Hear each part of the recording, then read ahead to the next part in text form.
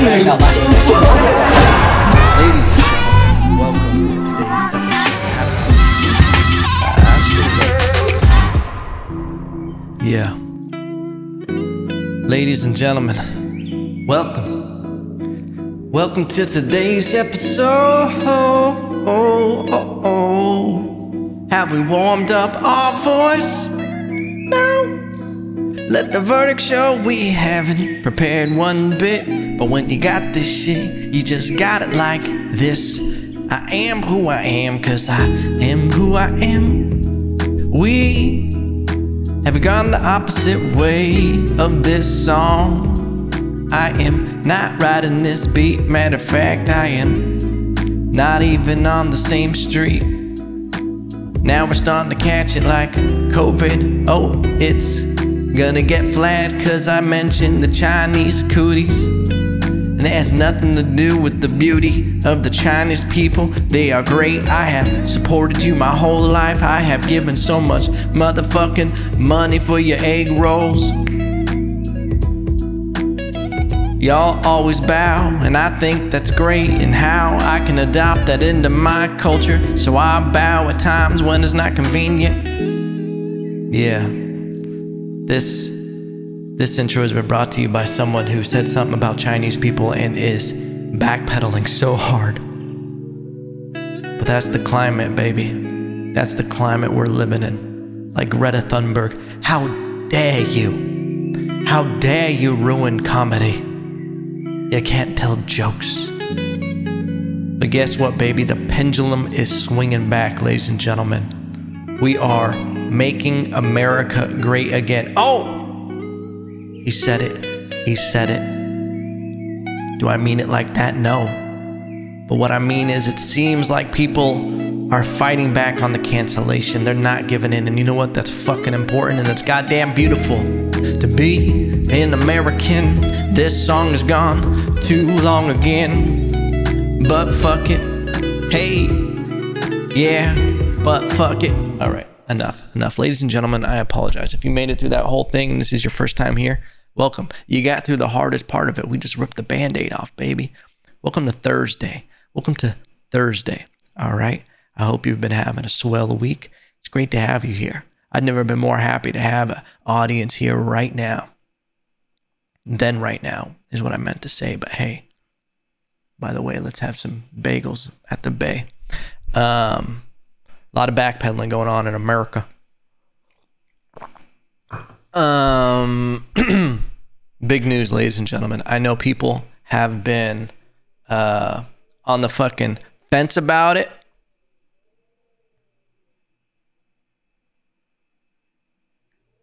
Apparently that sound effect is not being picked up.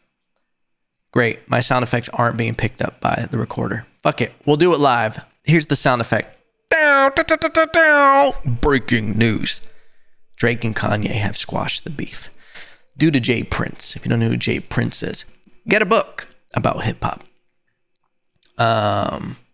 They squashed the beef. We have talked about this beef, and none of it made sense to me. If you go back and listen to the episodes when Donda and Champagne Poetry, was that the name of that album? Of Certified Lover Boy. I love you, I love it. Great sample in that song.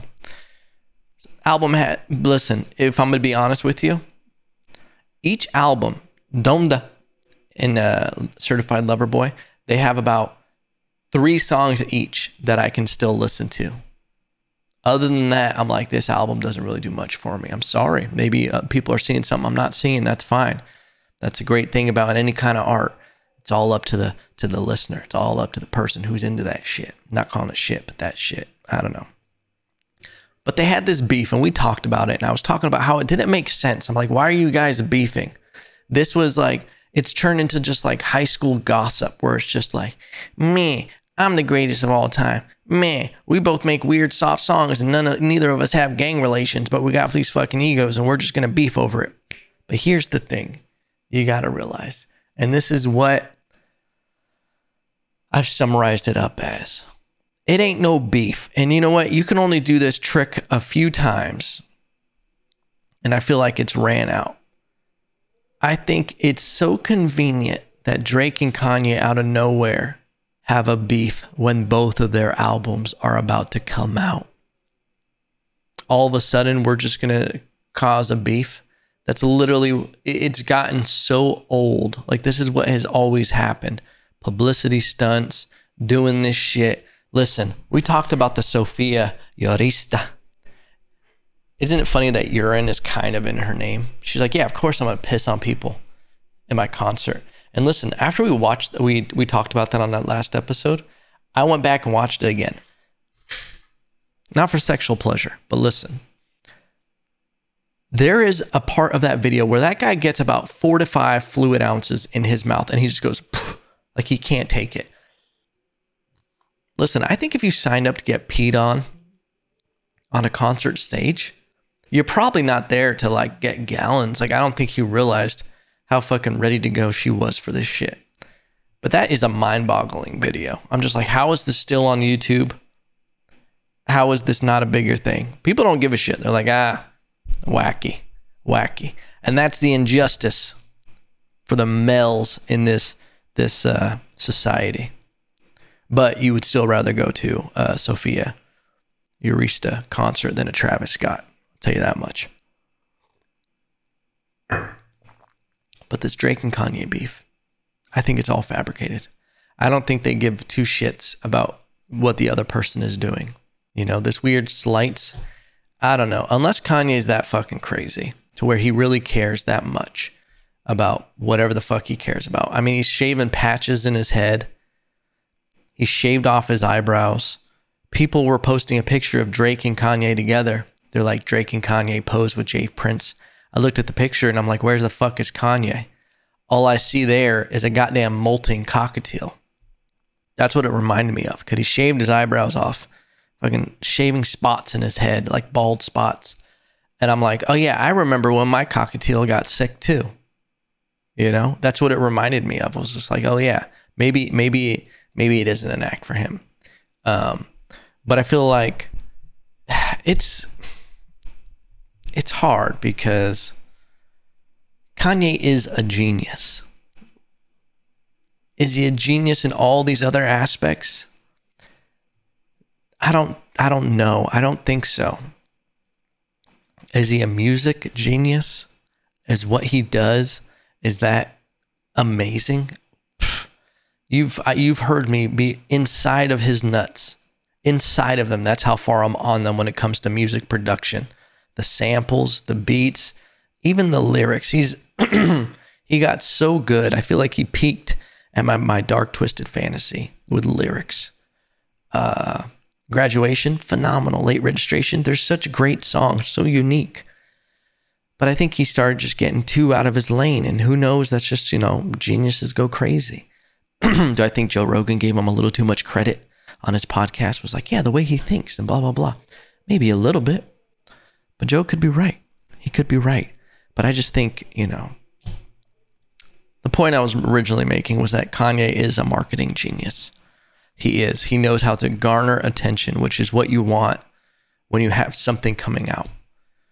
And I think that's all they did, the whole beef. It's ridiculous. And I'll tell you right now, Drake and Kanye, I ain't falling for it 3 more times. All right? I'll let you do it maybe 2 more times. You got an album coming out. I'll fall for the beef. But that's it. Because he had that fake beef with Kanye, and or Kanye had a fake beef with 50 Cent when their album came out. I think it was before I Self-Destruct. Or was it Curtis? And it was when Graduation was coming out. Kanye was too hot at the time for 50 Cent to try to do that. And the idea of this wager they had was that the loser would retire from making music forever.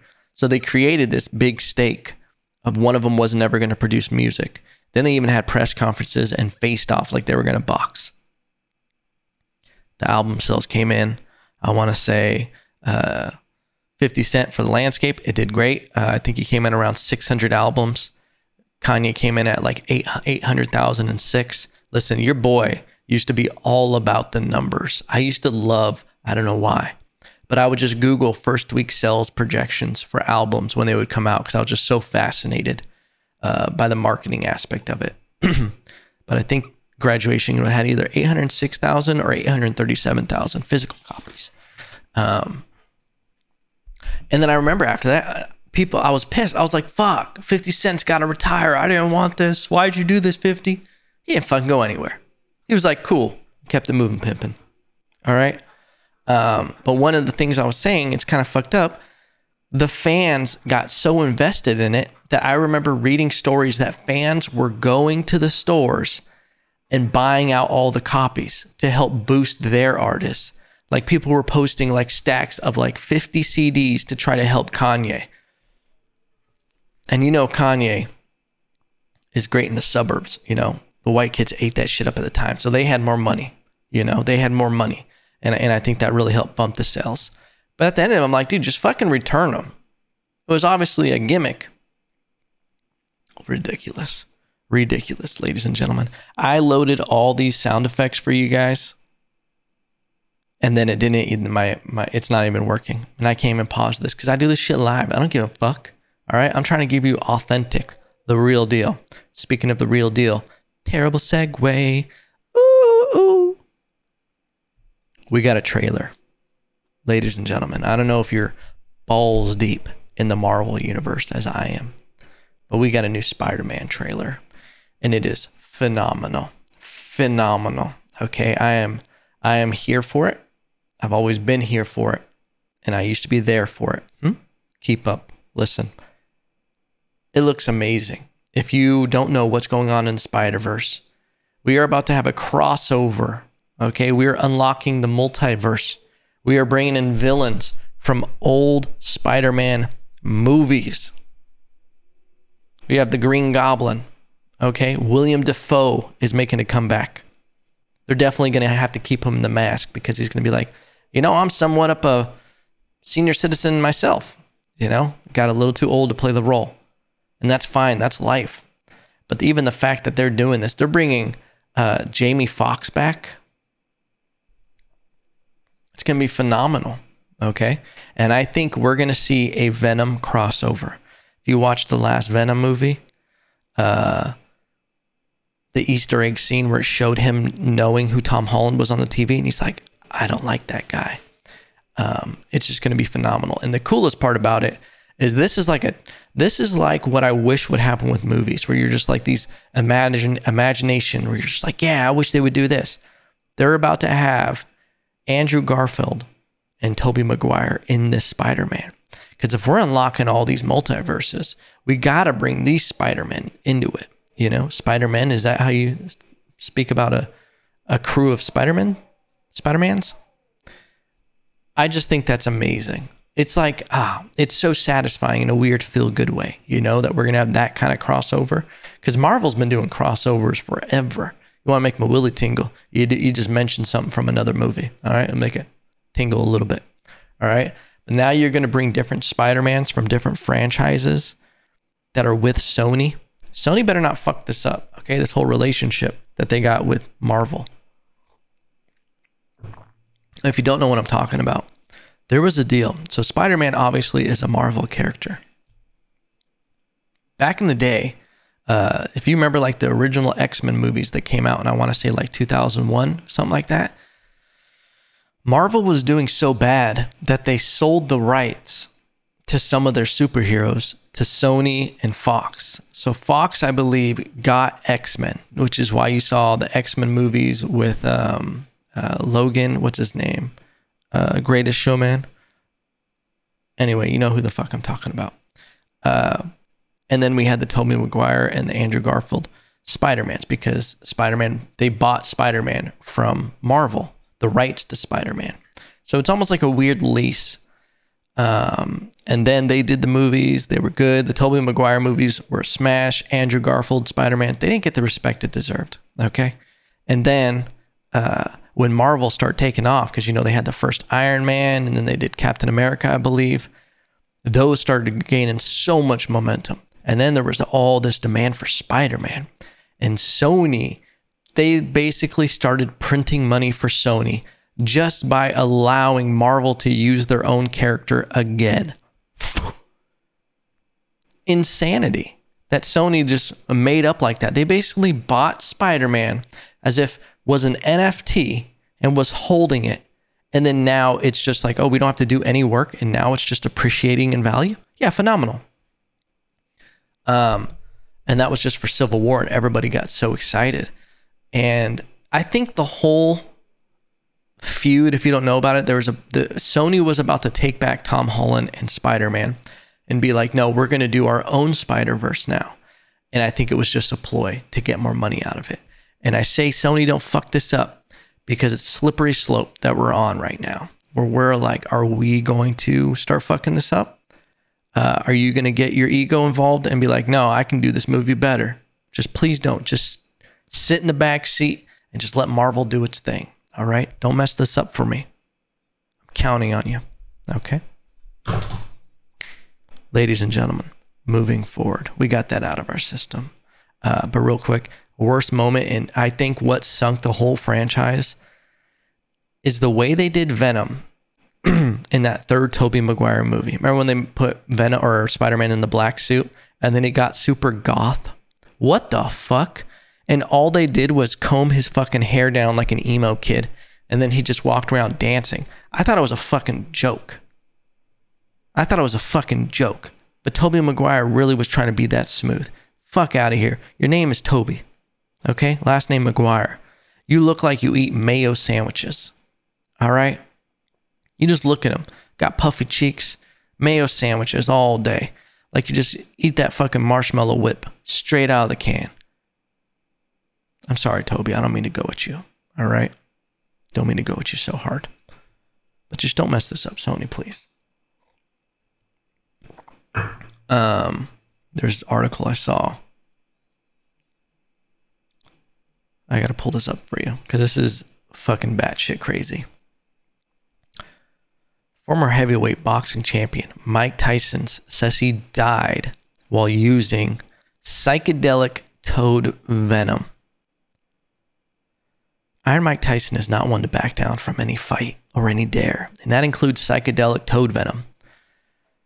The former heavyweight boxing champion said he died while using toad venom for the first time 4 years ago and has continued to use it. Oh my God, he kept doing it. In my trips, I've seen that death is beautiful. Oh my God. Life and death both have to be beautiful, but death has a bad rep. The toad has taught me that I'm not going to be here forever. There's an expiration date. The toad is Bufo alvarius, a Mexico amphibian otherwise known as the Sonoran desert toad. Ooh. It hibernates underground for 7 months, but when it's above ground, its venom can be smoked to produce a psychoactive experience. Tyson, now 55, says he has taken the venom more than 50 times and admitted to took the first one as a dare. I did as a dare. I was doing heavy drugs like cocaine, so why not? It's another dimension. Before I did the toad, I was a wreck. The toughest opponent I ever faced was myself. Bars. I had low self-esteem. People with big egos, often we have low self-esteem. We use our egos to subsidize that. That toad strips the ego. Tyson has been an advocate for toad venom and psychedelics and says he lost 100 pounds and became closer to his family. People see the difference in me, he said. It speaks for itself. If you knew me in 1989, you knew a different person. My mind isn't sophisticated enough to fathom what happened, but life has improved. The toad's whole purpose is to reach your highest potential. I look at the world differently. We're all the same. Everything is love. Goddamn glorious, you know? Goddamn glorious. I think Mike Tyson is so beloved because we see the evolution. Okay, obviously his achievements in boxing is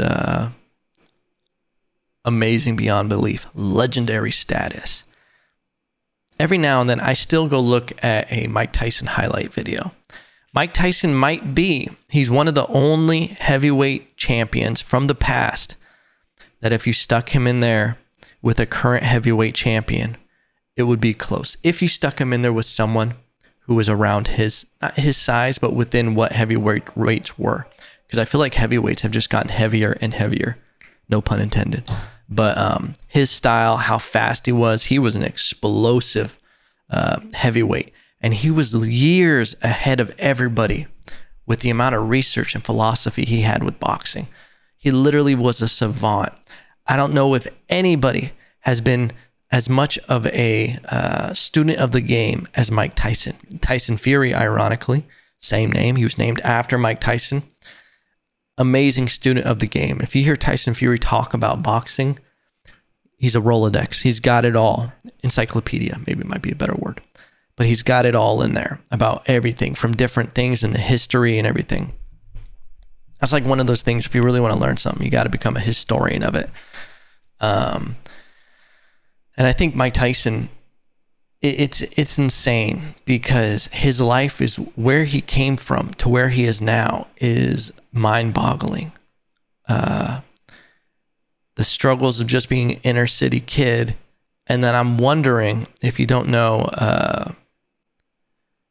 his first, well, not his first trainer, but Customato, who moved Mike Tyson in, taught him about philosophy, taught him all these boxers and how to, you know, push your fear down and do all this stuff. As Mike Tyson has put it, you know, Customato passed away while Mike Tyson was still fighting.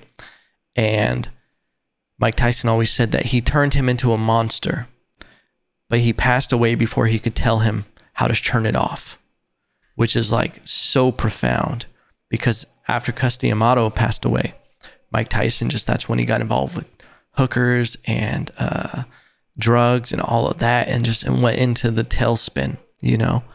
And for Mike Tyson to pull himself out of it is amazing, especially through psychedelics. We're learning so much about psychedelics in recent years. I remember, and I'll be honest, I've never done psychedelics. As close as I've ever done was salvia, which is like what the Indians would use to like talk and shit to spirits. Trust me, I did some salvia. I talked to some spirits. There were some ghosts and it was intense. But I've always heard, and probably like 10 years ago is when I started telling people, this was always like the thing when people start talking about mushrooms and stuff. And I'd be like, well, I know that they're using it to treat depression in Germany right now. And they were starting to have these clinics where people could go and do psychedelics and be under, you know, supervision. But now it's starting to become more mainstream. You're starting to see more clinical use of it, where there's actually clinics set up and there's people microdosing and everything like that, where I think it's fascinating. I think it's amazing. And it makes you wonder how much of a spiritual being we are. And I don't mean to get all woo-saw, but I'm going to do it. I'm going to do it. It makes you wonder, like, there's always that quote about the good wolf and the bad wolf. And it's like the young person with old man says, there's two wolves living inside of you, the good wolf and the bad wolf. And then he says, and which one will win? And the old man says, whichever one you feed. And I look at your brain and your life like that, where you have the ability to become this enlightened being and to be, to fulfill all your potential.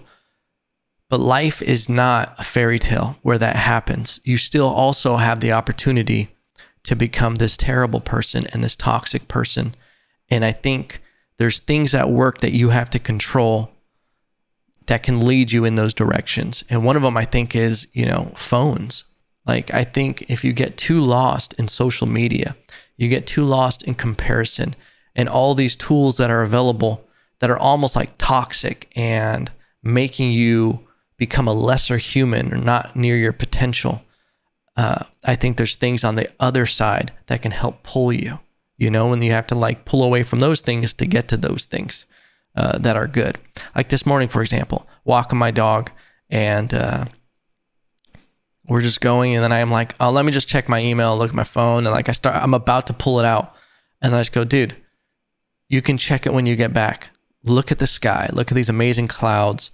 Look at, you know, the green view and everything that you got here. I was like, just take this in. And it literally made me be like, huh, yeah. And it like calmed me down. And I was like, yeah, you don't need this immediate thing that you were going to get from your phone. And I think we've talked about this before, about me overworking and burning out and everything like that.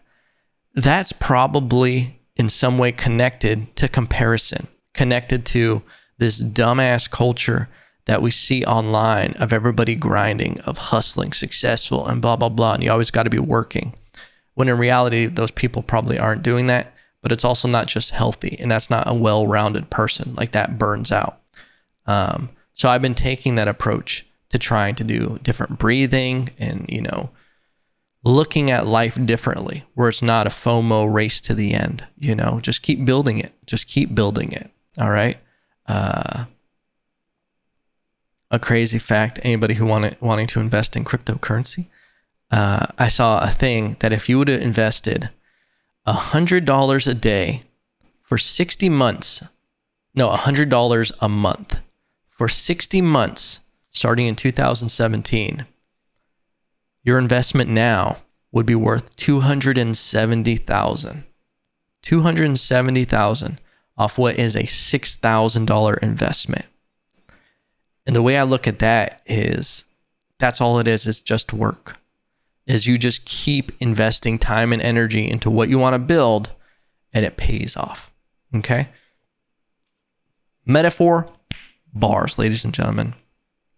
But the other point I was making, the whole other side of this is psychedelics, marijuana. The tools that are at our disposal for reaching some kind of enlightenment. Because all this, like, I think when we look at structure of what really matters, it always seems like what you hear from psychedelic experiences, whether it's, what's that fucking shit called? DMT, ayahuasca, marijuana, you know, I guess it's not psychedelic, but yeah, you take an edible, it can be a psychedelic, mushrooms, all this stuff, you take it and what it does is it cuts through all the bullshit, and it makes people not care about their fucking cubicle job. It makes people not care about drama. It makes people not care about this life. They go, yeah, what the fuck am I doing? Because we see so many people in a rat race of life where we're just like, you just think that's what you're supposed to do. It's like that fucking test that they did, that group study, where they would pass something around the room, they would do a test, and people would like point out, be like, oh, what stick is longer than the other? And the whole room was in on the study, and they would pick a stick that was actually shorter and say that was the longer one. And the study person, the person they're doing the test on, their answer would be manipulated by the fact that everybody else guessed the wrong one, and they wouldn't want to stand out. So they would pick the wrong one because the group picked the wrong one. And that's fucking a lot of life in society, is everybody's like, yeah, I'm supposed to be doing this because that's what everybody else is doing. And that's what people who are programmed to do that are telling me, you know? And I think when you take some kind of thing, either you just meditate or you think about your life and really be critical and stop all the noise, you figure out what's important. And I feel like psychedelics are becoming more mainstream, to where this is becoming a tool that people use to see life and to improve their life, you know? I just think it's goddamn glorious. And you got Mike Tyson out here leading the charge, just fucking leading it out in the front. Psychedelic toad venom. I had a buddy who, he would go do that. He would go to, I think, to San Diego, and there was like some river that was right on the border of Mexico, and he would go down there and just hunt. I remember I was talking to him in the sauna, and I go, what's up, man? What do you got going on this weekend? He goes, bro, I'm going to look for Sonoran toads. I was like, what the fuck? And he was telling me all about them, the trips he had.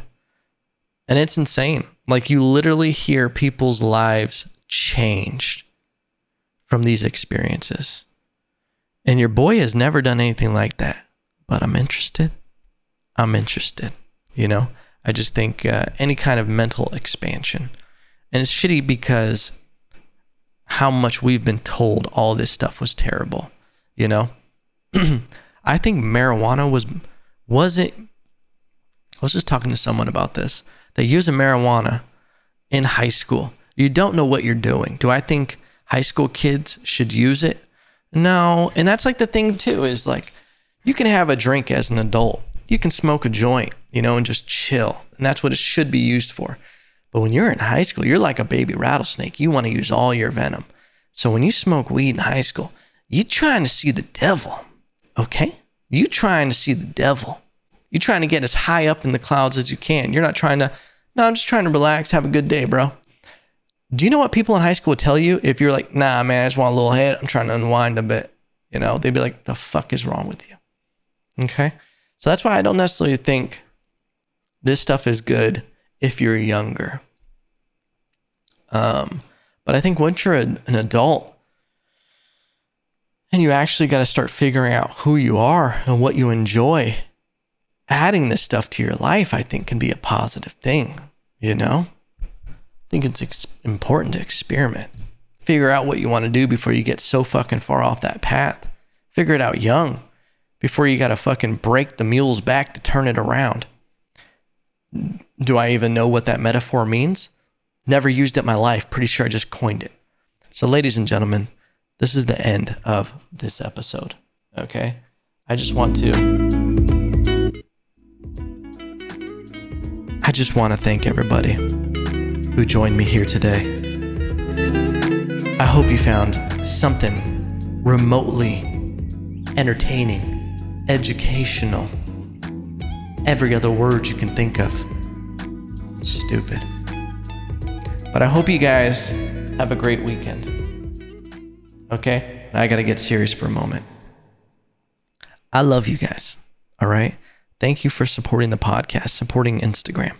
Not Instagram, the company, my stuff. All right? I appreciate y'all who giggle at my reels, who DM me. I love you guys. As you guys know, your boy's in the process of getting a house. And with that process comes a very busy week next week. And moving and all of that shit. Hopefully. And because of that, it might be hard to record our normal scheduled episodes. But your boy is going to try. Okay? So it is right now. We're going to try to film at least one episode next week. If not, I'll see you the week after. We'll have a glorious celebration. But for now, be good. Be good to each other. Love each other. Make love. Why not? Get weird with it. Put fingers in holes you've never been before. All right? In the name of science and exploration. Remember, no matter what, I still love you.